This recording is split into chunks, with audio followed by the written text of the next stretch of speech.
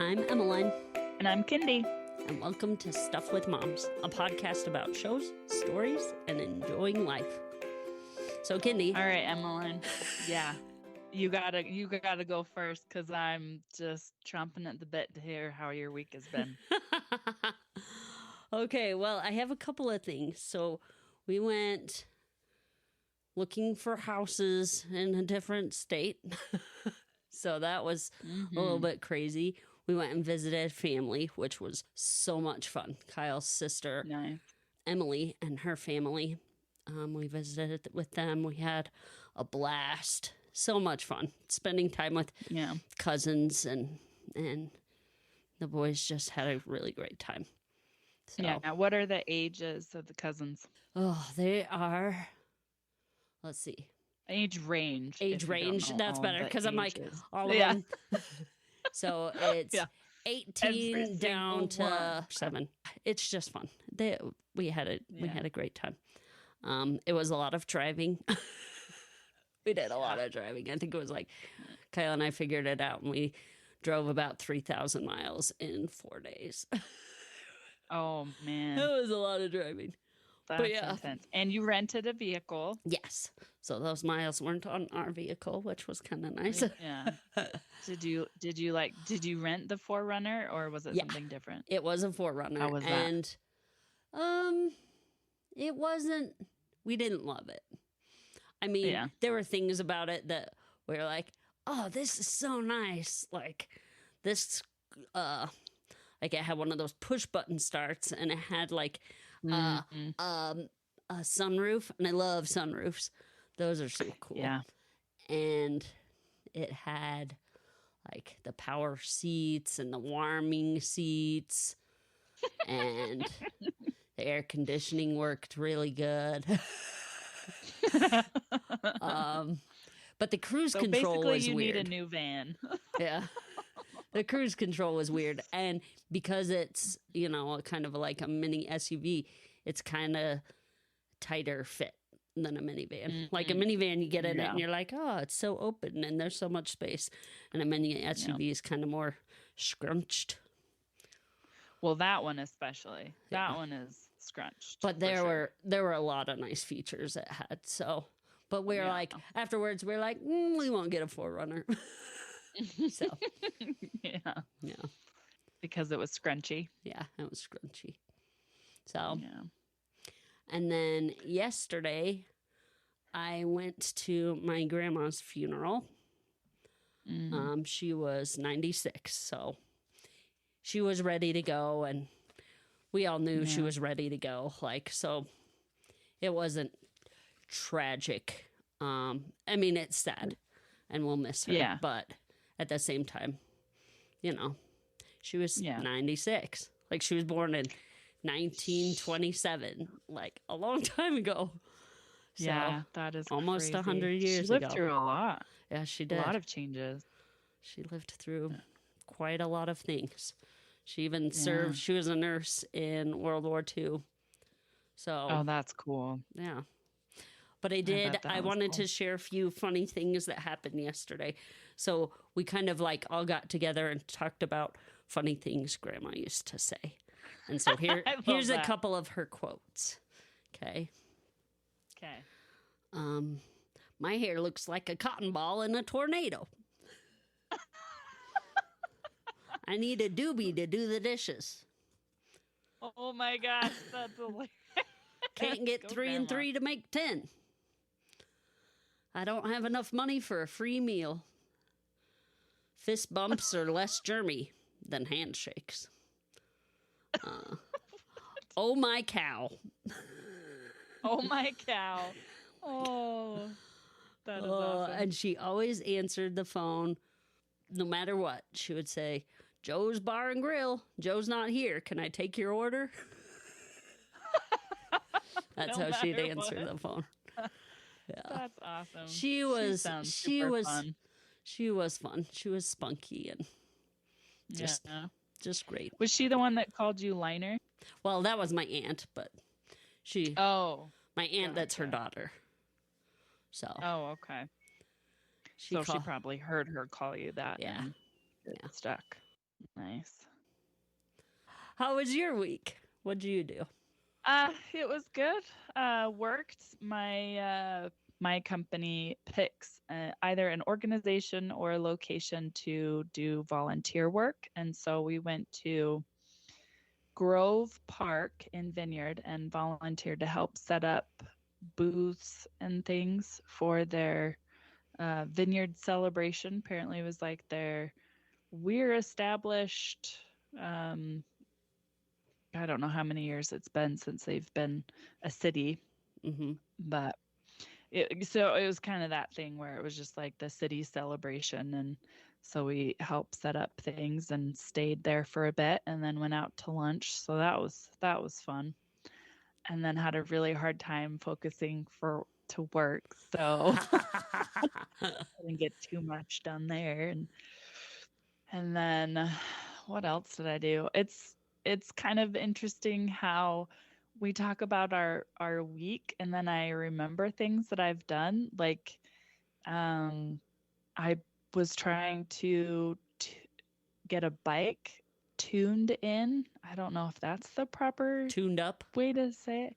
Tuned in. Yeah. So I got it mailed to me. So I had to get the gears all fixed and situated and the brakes fixed and situated. So I started in the back, and this was like 2 or 3 weeks ago. So it's like, what? I don't even know what I did this week, because that is kind of my point. I forget what I have done, and then I'll remember later. But yeah. And yeah. So that's what I remember about my week. My life is so boring compared to yours.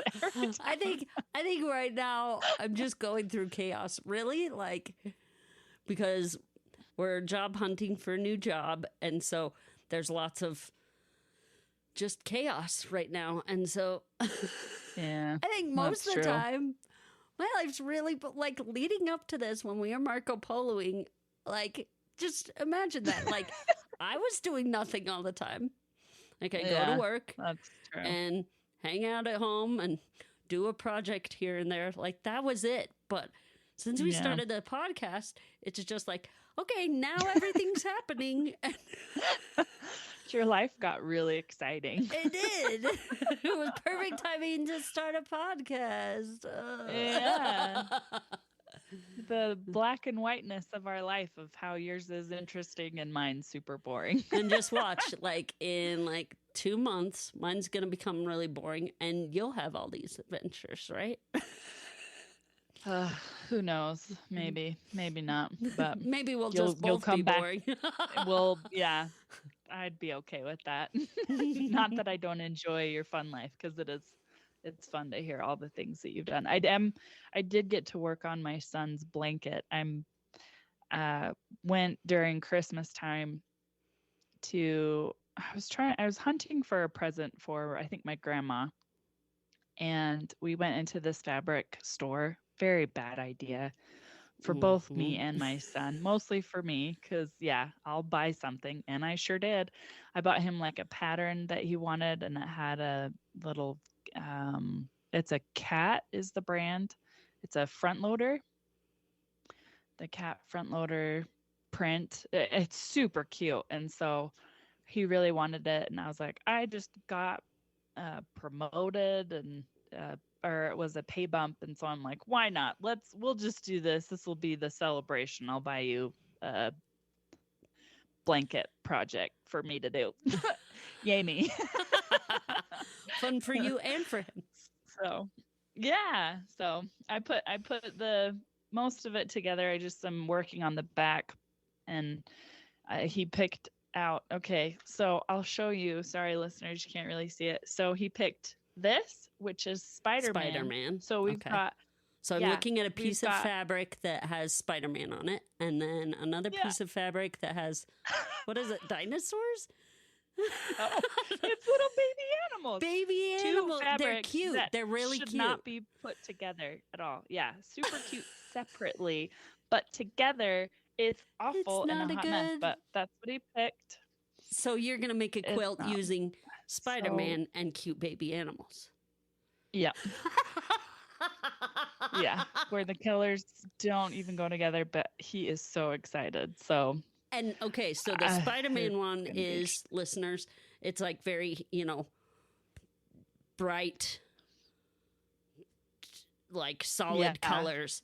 And then the baby animals is like pastels, and they're chubby, green, chubby, fat, and, very cartoony, fluffy baby animals. Both are on fleece. Yeah. So 2 patterns that should never be associated with each other. That's what I'm putting together. And with a front loader, makes me sad, but it's also loader pattern as well. That doesn't even go with these, because I had patterns for him to pick in this specific area, and he goes over to somewhere else and he goes, I want this. I mean, kids have like this ability to hone in on what they want, that, that's more kid friendly, because I was showing him like solid colors that would go with the pattern. So he better love it for years, because he'll be like, I'm gonna look at it every he's time. He's not gonna remember, and he'll be like, when he's like 10, he'll be like, Mom, why'd you put these weird fabrics together? Yeah, I'll be like, excuse me, sir, that was you when you were 4. These are the ones you wanted. Yeah. I even had him pick a backup in case I needed like extra fabric. I think I'll be fine. And it was like another kid cutesy, didn't even match with the other 2. So, oh man, it's fun and it'll be fine. And I'm going to put it together and be super sad, but also laugh, because this is what my son wanted. So, and it's his blanket. So whatever, I'm going with it. It's going to be awful. It's going to be awful. But... Okay, Kendi. So today, June 23rd, is National Hydration Day.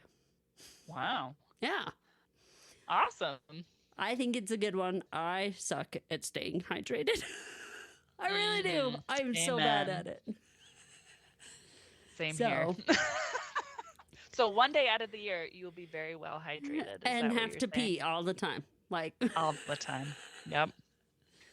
That's my problem, is I never get past the hump where my body becomes used to it. Like, I need to be hydrated. And so I'll drink, and I'm peeing all the time. And I know that there's a bump or a hump that once you get past it, then your body kind of regulates and goes, oh, you're going to be drinking a lot. And it does better with all that fluid, and then you don't have to pee as much. But I've never gotten to that point because I suck at being hydrated. So this is my push to be more hydrated. So you can ask how I did. So everybody, your body needs water. Drink more of it. It's good for you. So there you go. Yep. June 23rd. That's awesome. National Hydration Day. I must be dehydrated all the time because I've never hit that bump where I don't have to pee all the time. I just don't drink enough water. And then when I do, I have to pee all the time. So maybe we can help each other out. We'll both stay hydrated. Yeah. Oh, man. Okay. So, Emmeline, the word of the week today is Umbra. What do you think that means? Okay. Is it a noun? It's a noun. Yep. Okay. Umbra. I feel like Umbra is a color.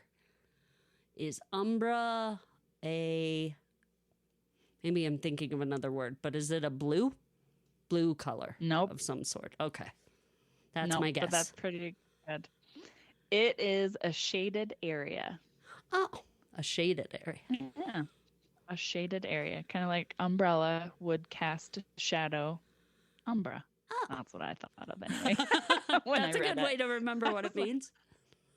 Umbra. I feel like, isn't there like a pattern you can do that's called Umbra? Like where it goes from like darker color to medium color to lighter color. And that's like an Umbra chair or something. I feel like you're onto something. Okay. Let's look at images. Anyway. All right. Yeah. So Umbra. There you go. Awesome. Shaded area. Yeah. Shaded area. Oh, and then I also have the good news. I don't know how we got this to where we're doing both of them, but that's cool. I know. I'm like our thing got off. We'll have to. We did. We'll kind of do every other. Yeah, we need to do every other. So you get to tell us the good news. I get to just keep talking. Yeah. So, all right, people. I don't know if you remember from last podcast, or maybe it was the first podcast, where Emmeline just makes me improve all the time. This is one of those cases. She would keep coming up with all these good news minutes, and I just had silly ones. So I think I stepped it up. This story is about an adoption agency celebrating their 5,000th child given a home, where they're covering fees to allow siblings to live together in like, their family. Yeah. So adoption, as some of you know, could split up siblings, and it's kind of sad. And so it's called Gift of Adoption. And what they do, they're an American nonprofit, and it's Illinois-based. And they have facilitated the placement of 5,000 children since it was founded 26 years ago. They provide grants of up to $15,000 to help families complete adoption of kids in vulnerable circumstances, including most recently three brothers born in Ecuador. So Gift of Adoption is elated to mark this milestone by helping to keep together 3 siblings at risk of separation. They are incredibly grateful to their donors, volunteers, and the families with a heart for adoption to allow them to reach that milestone. 11-year-old Josu is the 5,000th child whose adoption was completed with assistance from the nonprofit. He was adopted along with biological brothers Darwin, who's 9, and Abraham, who's 6. The siblings were in an orphanage in Ecuador for 5 years and at risk of separation before Nicole and David gave them a new forever family in Wisconsin. Oh, that's wonderful. They're super cute. Yeah, it's super awesome. The couple had always sought to adopt older siblings, knowing how much it means to grow up together in the bonds of family and the negative life outcomes that often await children who age out of orphanages. So, yeah. Good job, Nicole and David, for having big, big hearts and adopting 3 brothers.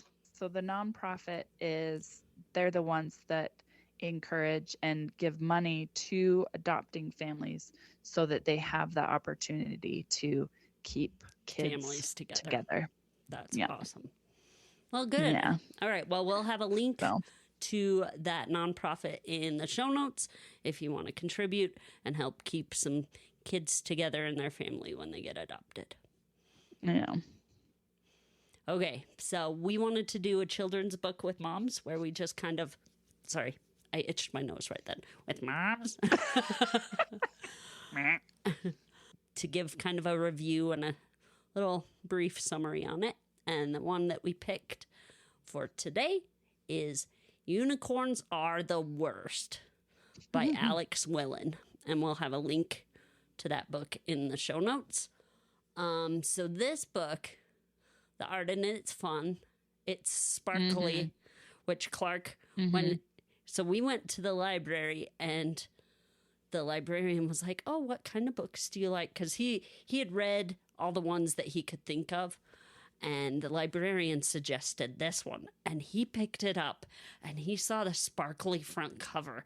And he was like, what? And then he read the word unicorns are the worst. And he was like, yeah. And so already in just by the title. Oh yeah. So we went and checked it out. And you guys, it is a fun book. It's super cute. It's got cute little things in it. It's about a little, what is he? A goblin. A goblin.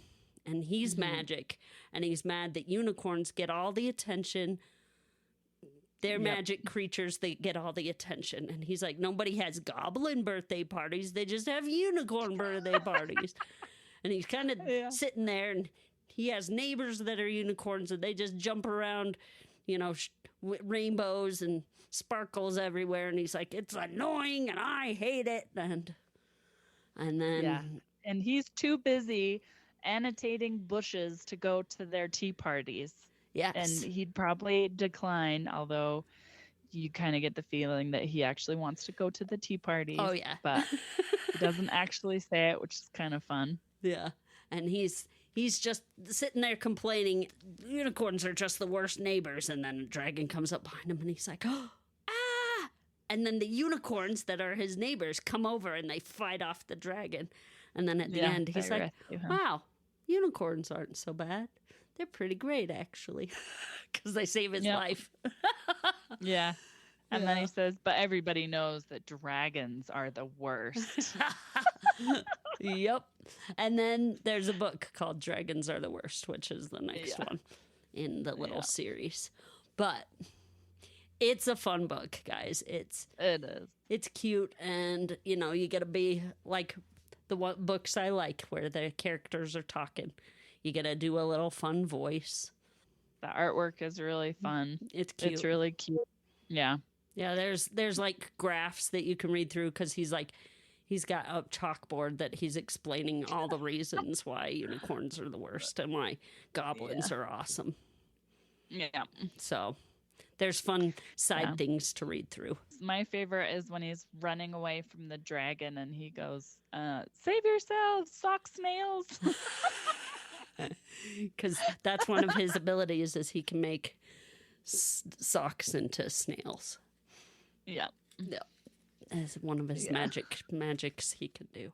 But he does say that. And what's funny is along his little path that he's running, there's all these like little cute sock snails, and they look like socks, but they're snails. So it's it's super cute. Is it sock snails or is it sock slugs? I don't know. Okay, could be. It's slugs. One or the other. Listeners, you can correct us. Yeah, they're fun. Read it and tell us what you think. But yeah, I get all my children's books based off of Emmeline's recommendations. So that's true. I've had quite a few more years practice, not practice.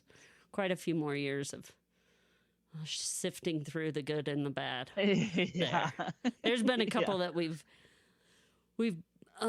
checked out from the library, or that I've been like, that looks good, I'll purchase it, that we've been like, that was dumb.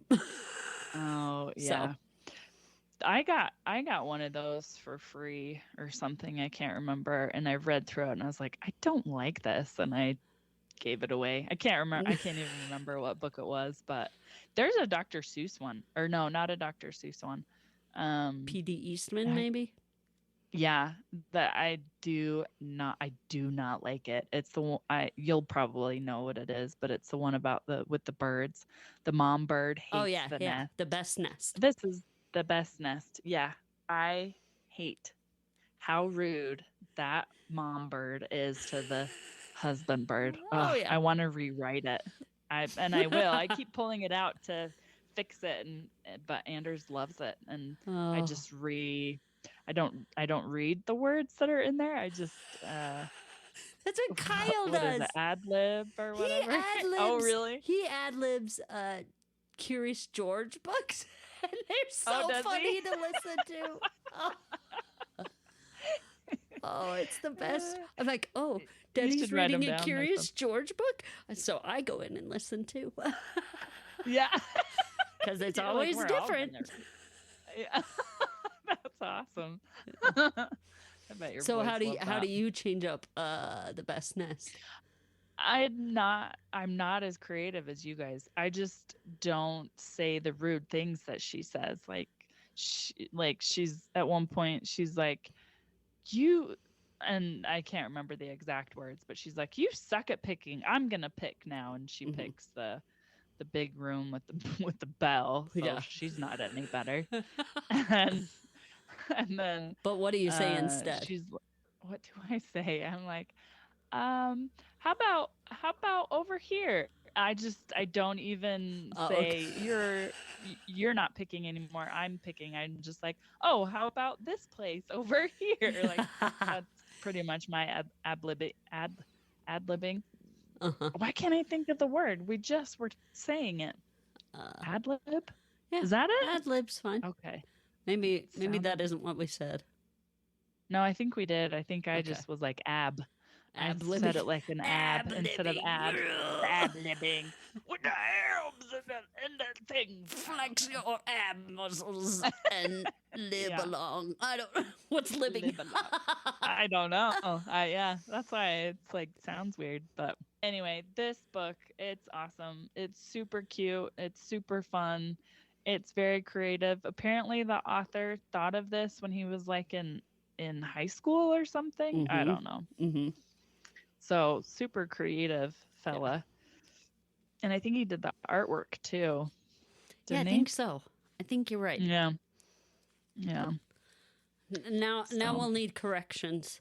Listeners, if we're wrong, just tell us. Or when we re-listen, we'll have to come back on and be like, so we were wrong. So we need to make a correction on last podcast. Yeah. Okay. So if you guys don't know by now, which you don't because we've never talked about it, Emmeline is really good at gardening.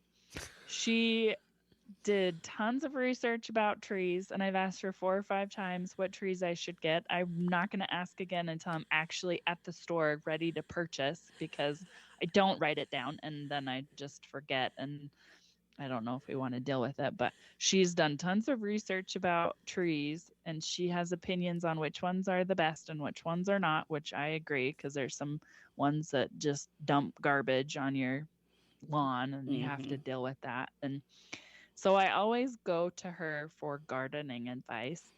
And so, Emmeline, I want you to tell them what you have told me about my yard. I have asked Emmeline how to best get rid of the weeds and get the grass to come in. So what is your advice regarding that? Okay, so the best way to get rid of weeds is to really fertilize the grass, because then the grass comes in strong and it doesn't allow the weeds in anymore. Because if you get a good, strong grass, it will block out the ability for the weeds to have space. In order to do that, you kind of got to kill off the weeds in the process. Yeah. So the best way to do that is with a fertilizer that also has a weed killer in it. But some people are opposed to those because, you know, there's always drawbacks to putting in a weed killer because it's not very good to breathe in. It's like not good for being on. You want to like put it on and then not touch your grass for a while, depending on the kind you get. Yeah. There's like ones that saturate. Turns you yellow. Yeah. That saturate really fast. There's ones that take a while and you got to leave for like 72 hours before you go out at it. There's lots of drawbacks there, but you can do like a natural, holistic kind of weed killer, but they aren't as effective. They don't work as quickly. Yeah. They're as effective, but yeah, they definitely don't work as quick. What one of them? It's so the fertilizer, sugar, right? Yeah, the sugar, not to kill weeds. That's what you want to put in your hole when you plant a tree. You want to put in sugar in your hole because it attracts the good worms and stuff that kind of help aerate the lawn there so that the tree trunk it helps the tree grow because trees like sugar too. Did not know that. Yeah, so dump some sugar in the hole you plant a tree in. But you're asking me about weeds for the lawn. So what I like to use is a part fertilizer, part weed killer. And when we moved into this house, the lawn was awful. Like, it was covered. It was mostly dandelions. It was mostly, I don't even know the weed. The one that's got like the heart-shaped leaf. Yeah. That's kind of a wrinkly heart-shaped leaf. Yeah. I don't even know the name of the weed. I looked it up at one point, but I don't know what it is now off the top of my head. But we had tons of that, and that stuff's the worst because their root is like it's like a arrow down into the ground. Like, it's awful. We had some milkweed, which I don't mind that so much because I like butterflies. So butterflies, it attracts butterflies or something. So monarch butterflies, that's their food, is milkweed. Oh, gotcha. So I like it, but we still haven't had any monarch butterflies. So I just leave it and hope that someday some will show up. But so what I use is, you want to get a fertilizer that has 2,4-D in it. That's what will kill off all your broadleaf weeds, and it leaves your grass alone. It actually will kill off like some crabgrasses, which is the thicker grass that's kind of stiffer. That's what we've got. Yeah. So it will kill off some kinds of that. Okay. But anyway, our lawn, so I've worked on it for the last 2 years. It's beautiful. So and I've only done it, in the springtime. That's probably the best time. They say that you can do it multiple times a year, but with here, our summer's so short that I've just done it once. Probably if you have like a longer growing season, you might want to do it more than once. But you don't want to do it close together. Like it says, wait 2 months in between fertilizing. But as soon as you get on top of it, like, it's really easy. And if your lawn's nice and thick and filled in, you don't really have any more reason to fertilize a lot. And we have dogs, so we need to get them out in the yard to go to the bathroom. And we haven't had any problems with this fertilizer. And I've used Scott's that has 2,4-D in it. And I've used lots of different kinds. Just as long as it has that what is it? 2,4-D. 2,4-D. Okay. Like a 2, and then a 4, and then D. Not 2,4-D. Okay. I mean, when you put it on, you kind of want to have, a face mask because it's a dusty fertilizer. So, and gloves. And gloves. Yep. I keep forgetting. Don't do what I do. Learn from my mistakes, and gloves, face mask, and change your clothes when you're done. Yes. You gotta walk quickly. Walk quickly. When you spread it out. All right. Whoopsies. My grass is probably like, we're over fertilized. Yeah. This is too much. Like, there isn't like, it isn't horrible if you put on extra, but to kind of, especially if you have like a giant yard, you want to get your fertilizer to go as far as it can. So you aren't buying bags and bags and bags of it. So a good healthy clip spreads it out a good amount. Okay. And then you can go back if you've got enough left. Yep. Okay. Hit the problem areas where there's lots of broadleaf weeds. Like, I'll go over that spot again because there's lots there, which is what I did the first year. I did it like at a good healthy clip. And then afterwards I was like, well, I still have some left. I'll go hit those trouble dandelions spots all over again. Now we don't have any weeds in our yard. It's fabulous. Yay. Yeah, it looks really good. She put a lot of work into it, so. Paid off. All right, Emmeline. So what funny things did your kids say? Oh, do you want to go first or you want me to do it? Sure. I just have one. Oh. You go first. Anders said, Mom, will you buy me a gift on Loving's Day?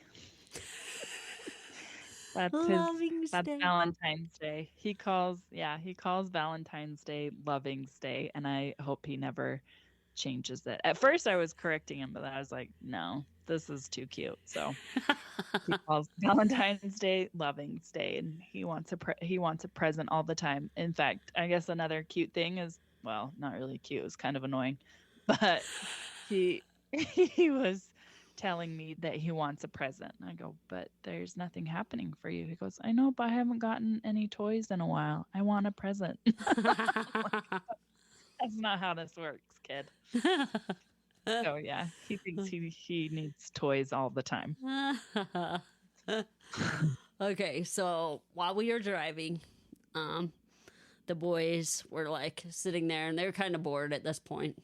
They'd watched a movie, and they were starting to do the thing where they start bothering each other and poking each other and stuff. And I was like, boys, think of something nice to do.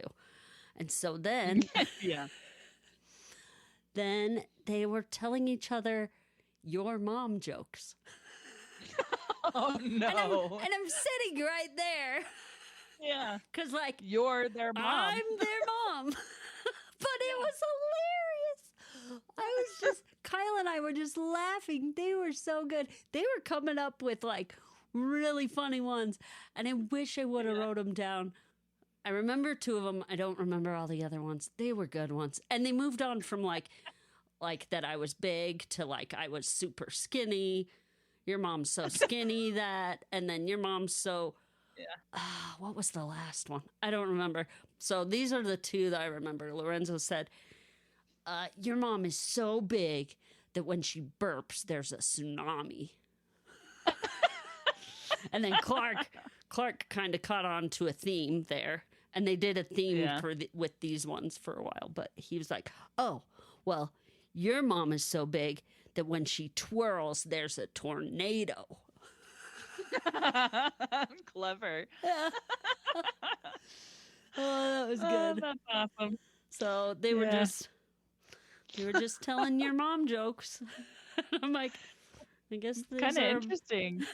These are about me, I guess. Yeah, because you're their mom. Yep. And so watch out when I go twirling. We're gonna hit a tornado. Well, don't come twirling in Utah. Anders is already paranoid that there's gonna be a tornado whenever there's a windstorm. Oh, so that was fun. That's awesome. That is fun. All right, so let's do our movie quote for next week. So here's the movie we're going to be talking about next week. Here's the quote. Lena, you're a miracle. Why would you ever want to be normal? Hope you caught that. Yeah. Maybe not, but that's okay. Okay, so Emmeline, I am disappointed in myself that it's taken 23 years for me to introduce you to Who Am I This Time. Oh my gosh, I'd never even heard of this movie. Yeah, what do you think about it? So, first off, I want to say that I pulled it up on YouTube, and you guys, it is only 56 minutes long. Partway through, I was like, what is going on? What is this movie, right? But then there's this stuff that happens, and I was like, I love this. Like, I love this. Yeah. It's quirky and weird and wonderful and just so fun. Like, it's just so fun. Yeah. So one thing I do want to say is it's filmed in, I don't know, what was it? 1982. 1982. It looks like it was filmed in 1982. Yeah. It's got the kind of warbliness to the music, the kind of graininess to the picture. It's weird cuts and super weird cuts. The cuts are awful. Like, you're like, wait a second, did you just cut out like an hour? That's something we need to see. We need to know. Yeah. So 1982, and it looks like it, but man, oh guys, it is so fun. So fun. It's such a fun movie.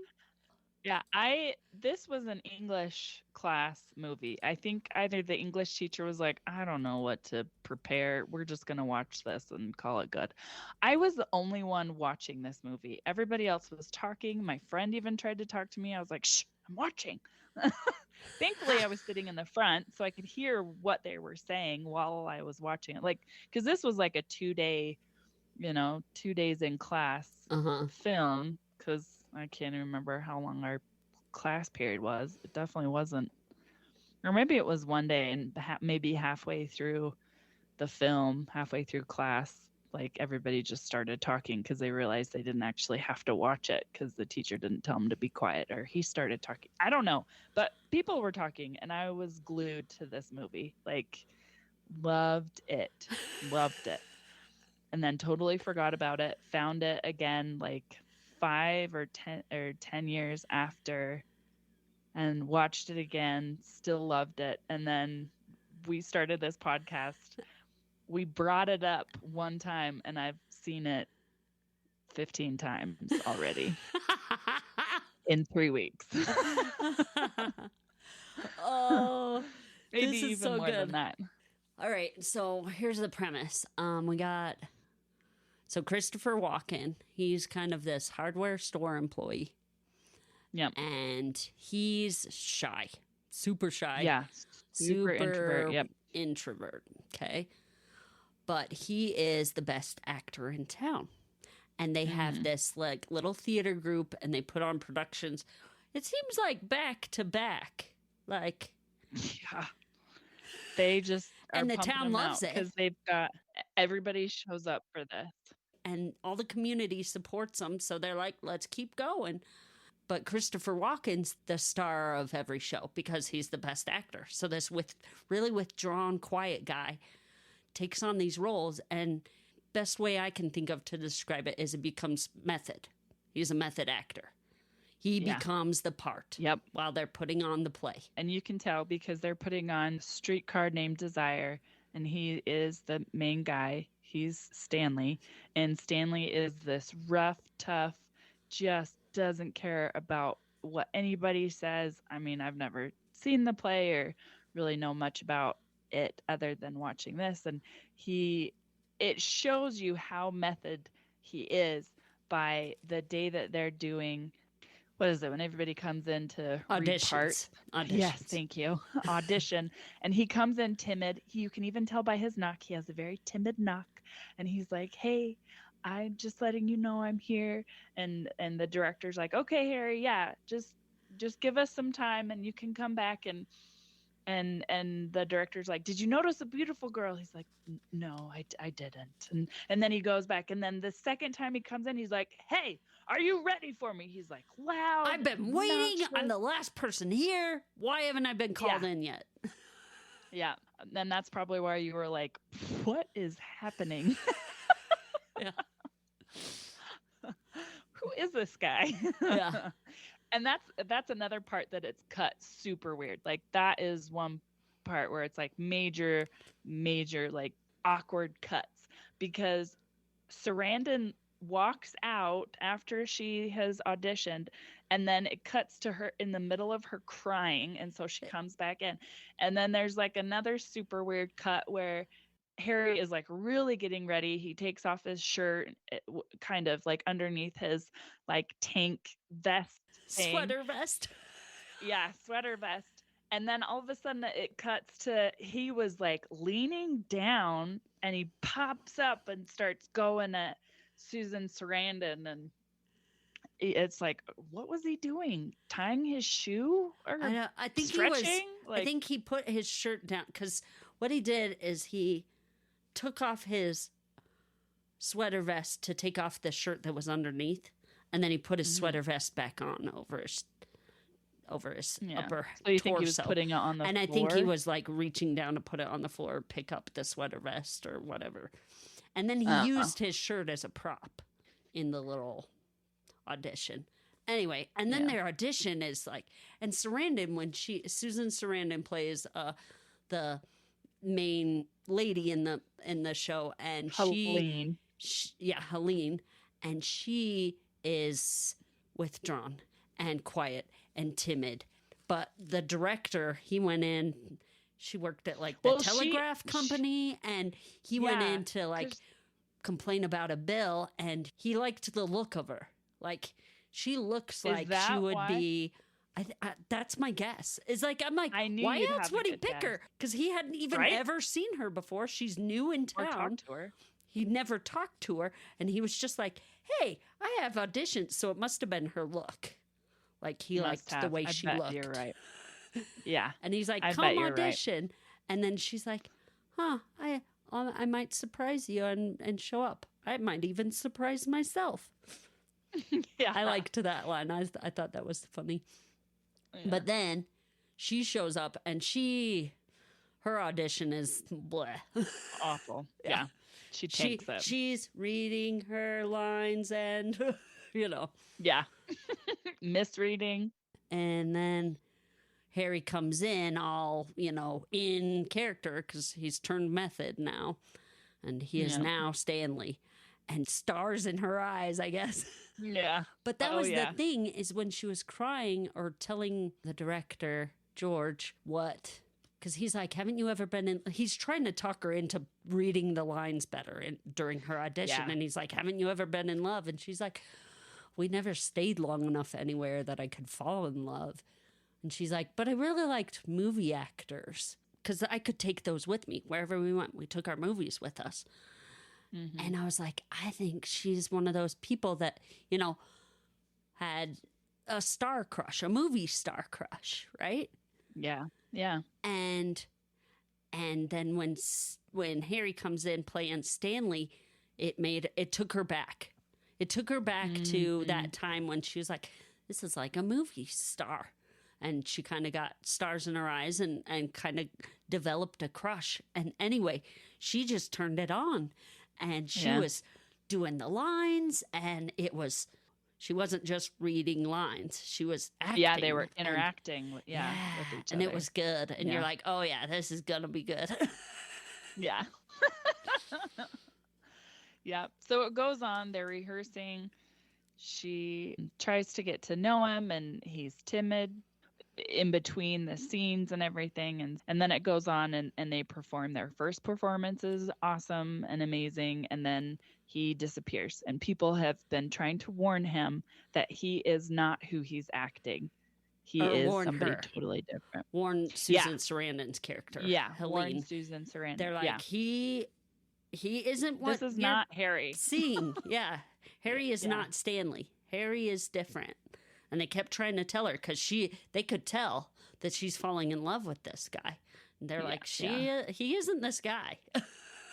Yeah. Yeah. Do you want to talk about like your favorite parts and your not favorite parts? Okay. My favorite part, I think, is when, and I know this is weird. Maybe it's weird. Is the part where she's acting out the Stella part, and they're up on stage, and he's at the poker table and throwing stuff around, and she does this like scream, like, I want to get out of here. Oh yeah. When and then rehearsing. Runs and like crumples onto the couch. They're rehearsing for the part, and I was just like, oh man, that was so good. Like, and it's Susan Sarandon, but like this was one of her first shows, and I'm sure people saw this and was like, hit big yet. Holy cow, this is a good actress. Yeah. But oh my gosh, I loved that. I thought it was so good. And then there's this part where before the play, everybody's you kind of go around to all the different actors, and they're kind of going over their lines in their head and practicing or putting on makeup or getting dressed for their parts. The camera kind of scrolls around to everybody. And Susan Sarandon's sitting there like putting on blush, or I don't even remember what she's doing. But then it scrolls over to Harry, and he's standing there just leaning against the wall, just looking at her. Yeah. And he does like this smile. Yeah, gives her this like smile, and I'm like, oh. I love that. So, yeah, that is awesome. And she does a double take, like, is he smiling at me? Yeah. Like, ooh, he's smiling at me. Yeah, giving each other the googly eyes. Yep. So I like that. My least favorite part is the original director lady. So the original director kind of like is like, that was my last play at the beginning of the show. That was my last play. Here's the new guy. George is going to be the new director. I'll sit with him through this, but I'm done. Her line deliveries are the worst. Pretty bad. There's like 2 that she does good, but the rest of them, you're like, this lady cannot act. No. Yeah. It's so bad. So that's my least favorite part is her. And she isn't in major parts. When she's actually reading the lines for the part in A Streetcar Named Desire, I don't remember what part she reads. The friend of Stella. Yeah. I wish I knew the play better, but I don't. Yeah, me too. But anyway, she's reading the Stella's part's friend's part, and she does such a good job with those lines, like reading them during audition time. And I'm like, wow, this is nice. But then any of her other lines are just like, what is she doing on the screen? Yeah. Yeah, they're pretty bad. They are pretty bad. So what's your favorite and your least favorite? Oh, man. Okay, so I have a lot. So the part that I actually find interesting with this whole thing is that Harry has become so overlooked in this town that he's basically just another prop. He is another tool that these town people use. Like they don't take the time to get to know him. They accept what he does as just, this is Harry and that's how it is. But Helene comes in and she's like, this is sad. This isn't right. And he's like, it is what it is. It's kind of whatever. So my favorite part is how Helene cracks Harry's code. I love how she just kind of like figures him out and understands how he communicates and the way he communicates. So pretty much all interactions between Helene and Harry. Yeah. And then there's a part, I don't know if you noticed this, but it's the second. So in the movie, there's 3 nights that they are performing A Streetcar Named Desire. And so it's the second night that it's awful because Helene realizes that, something's off. She feels like she offended Harry because she finds out that he was left a week old at the church on the steps. And so she's like, he never had a family. Yeah, he never had a family. So she's just like, it's just like one of those awkward things. And then he's like, he pretends that somebody's talking to him because this was during rehearsals. And he like gets up and just walks away. So the second performance is pretty bad. And because it's after the first performance that he just leaves. He just disappears and doesn't see. This is Harry's MO. After a play, he pieces out before anybody else leaves. Even during like the clapping, he leaves during that time and nobody sees him until he's back at work on Monday. And so this really throws Helene off. So the second night, her performance is really bad. So it's throwing everybody else off. But Harry's, of course, is right on. And so Albert says, if this continues, I'm not going to be able to show my face in the streets. And then that lady that you don't like, the first director, this is one of the lines that she actually does really well, where she delivers. And she's like, I don't know how we're ever going to survive. And the look that he gives her, he's like, oh. I love that part. It is hilarious. He is not a very good line delivery. He does 1 or 2, I think, okay, but the rest are awful. I think he's trying to be bad in the play, but it overflows into the movie, or he's just not good. I don't know, but it doesn't matter. And then the picnic where Harry examines the cucumber because it's all cut. It's cut around weird. The edges. It's like all fancy, but it's just cut weird. So I love that part. And then the part where Helene comes up to Harry when he's outside cleaning the window, and two of the town's ladies were like kind of flirting with him, but they were flirting with Stanley and just kind of being rude. And she comes up to talk to him, and she's like, you've kind of helped me open up. And then she just kind of stares at him, waiting for him to say something, because he looks like he's going to, but then he changes his mind and then walks away while she's like bearing her soul to him. Yep. So I love the part where he almost opens up to her, like he's almost there, but he just can't break that part. And then I have a lot of favorites. Plus I've watched this 20 times before we were gonna do this, so I love the part where so it's after the third night, the third performance, they're all done, and she holds on to him. She does not let him go. And so the curtains close, and she goes, will you take me to the cast party? And he's like, no. And she's like, why not? He's like, I gotta go where? Home. He doesn't even lie to her. He's just like, no, I'm going home. And she goes, okay, well, wait right here. I'm going to go get your present. And she goes, promise? You promise you'll stay here? He goes, okay. And she goes, you promise? I love that it's just okay. I love that. And then they start reading lines to each other.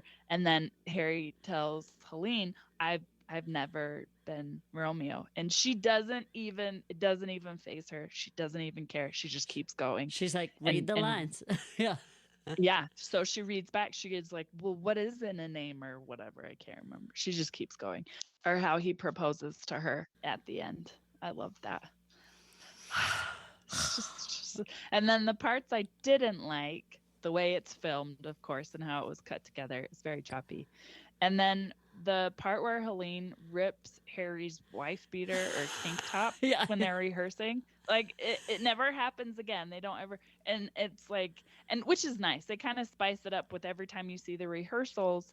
It's different, which is nice. Different. It's like a different ending. It's a little twist, which I loved. But that was one where I'm like, that it's super random. There's no reason for it. It's just she rips his tank top and then you get to see a little bit of Christopher Walken chest. Yeah, very little bit, because it's a side profile. Yep. But yeah, I thought that was weird. But yeah, I love this movie. It's great. It's great. I love it. So Mom approved our rating system, and we need to figure out like a better way to make our rating system, or just like who would we let watch it? So is it Mom approved, and who will we let watch it? I think it's Mom approved, and anybody can watch this. Like your kid, I don't think they'd want to, but no, they wouldn't. There's nothing bad in it. Yeah, there's an almost fiery kiss, but I think that's it. That's it. Yeah.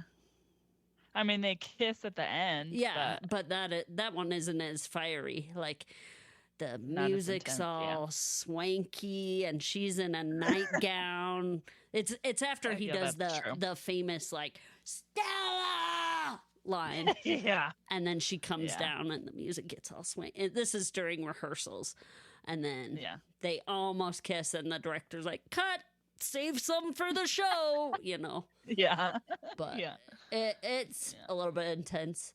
If you have little kids, they'll be like, oh, they're gonna kiss and hide their eyes, but that's about it. Like, so pretty much any age can watch this, whether or not they want to. That's a whole other.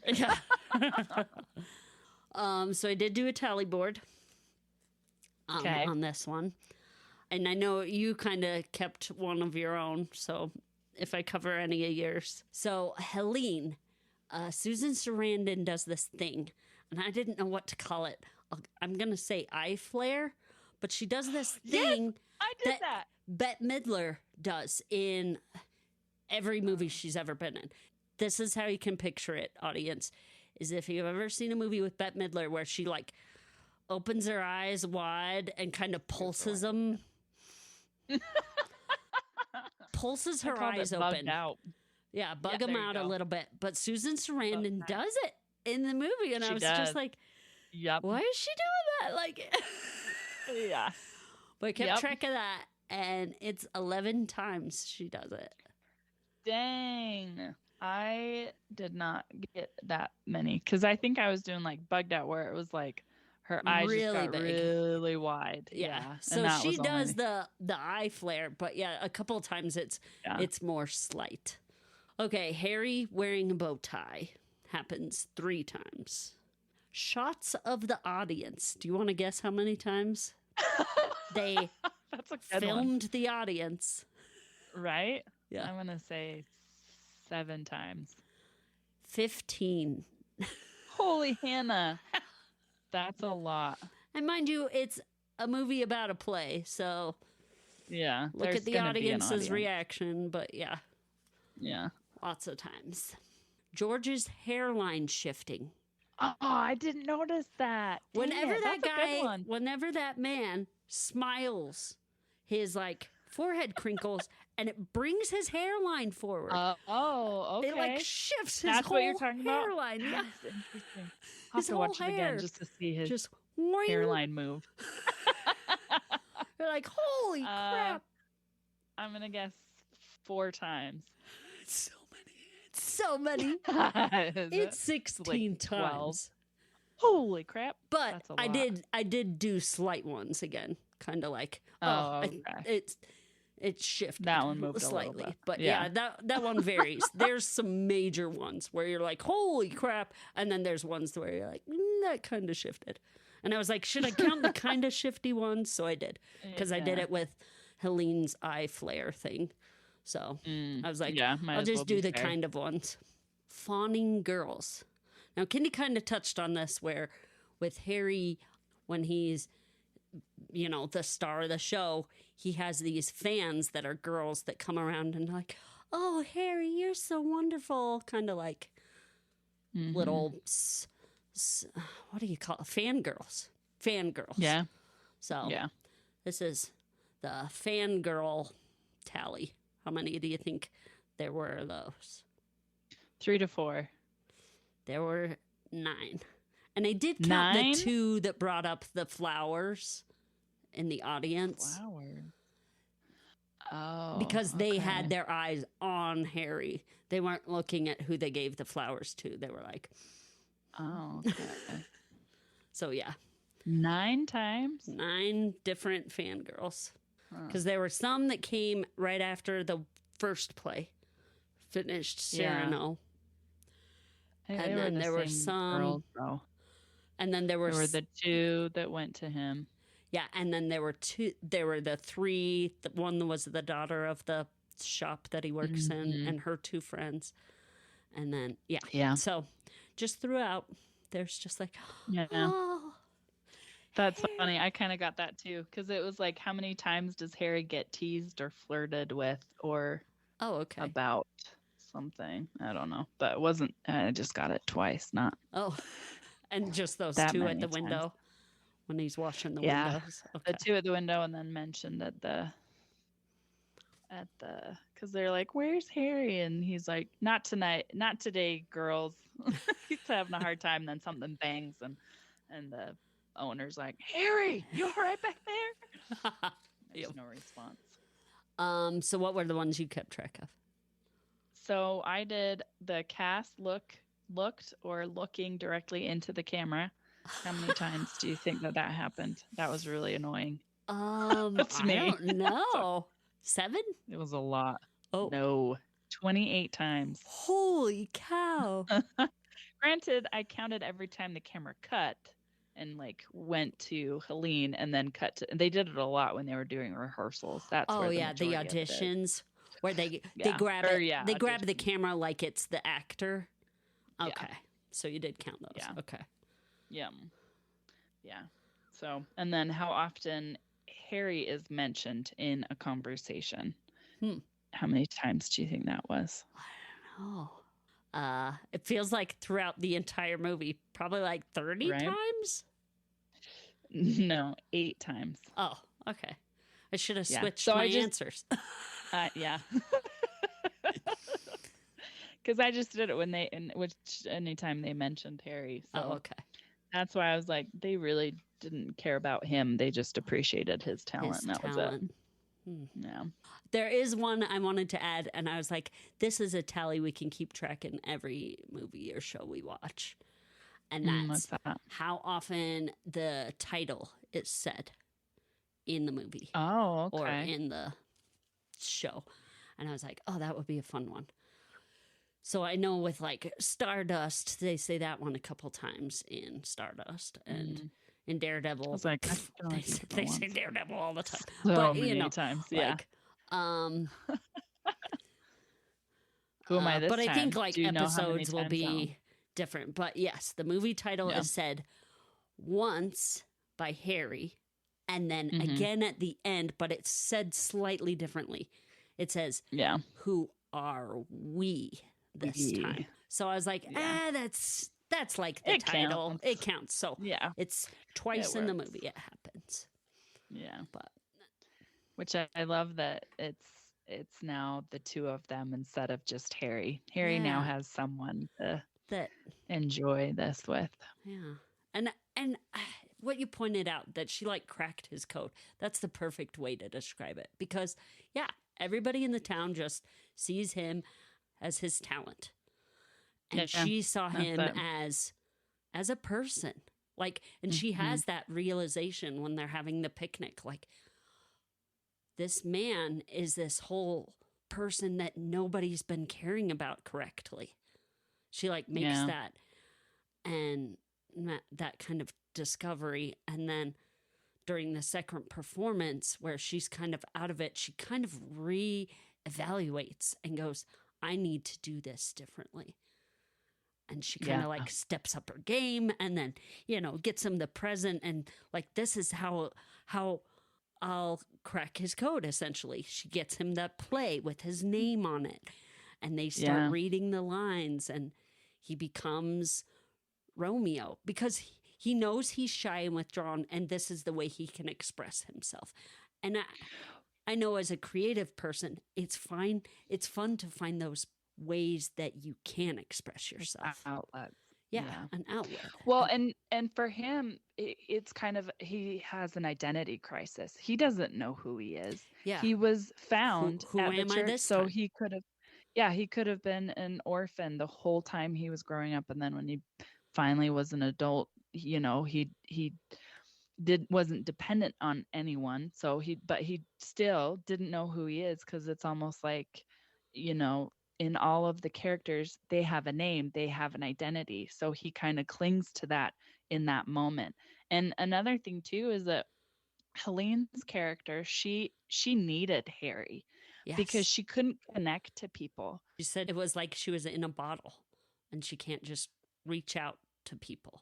Yeah. And for her, she's familiar with all of these plays because, like she said, she moved around so many times. So she couldn't connect to people, so she connected to theater, she connected to movies, she connected to plays. And so for her, this was easy to kind of, not easy, but like you said, another way to connect to him, of relating through plays, to talk to him, to get him to open up, to get him to be more comfortable.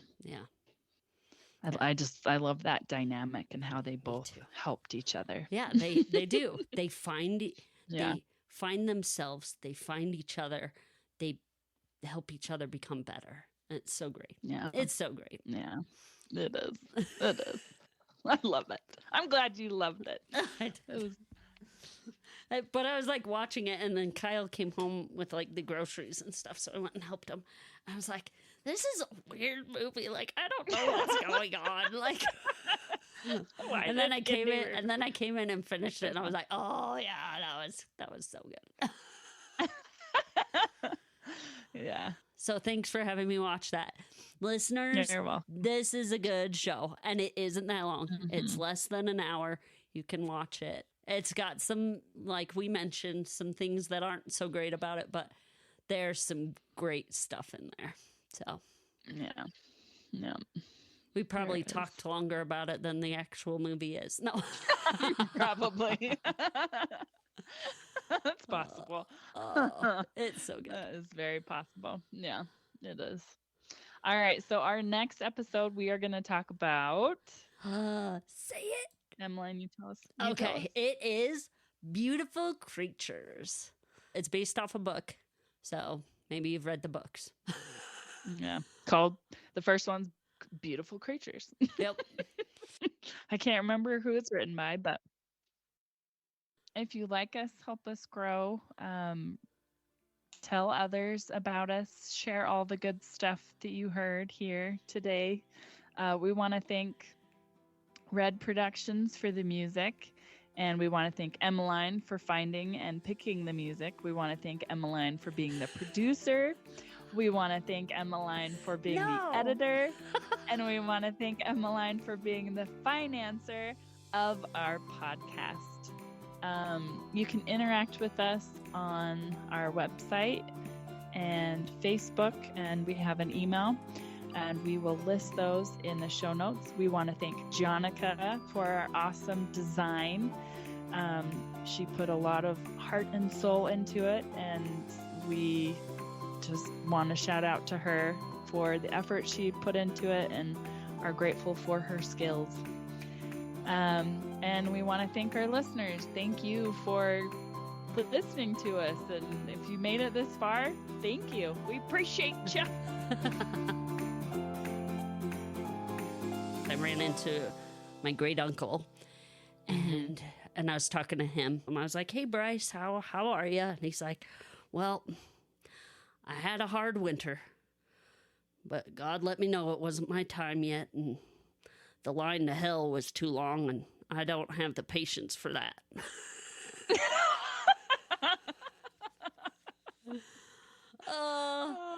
That's awesome. I hope when I'm old that I'll just say the weird things. I hope you will. It's going to be awesome. It's going to be great. You're going to be the best old person ever. Because you already are the best young person, so it's just going to get better. It will just translate into thanks. Exactly.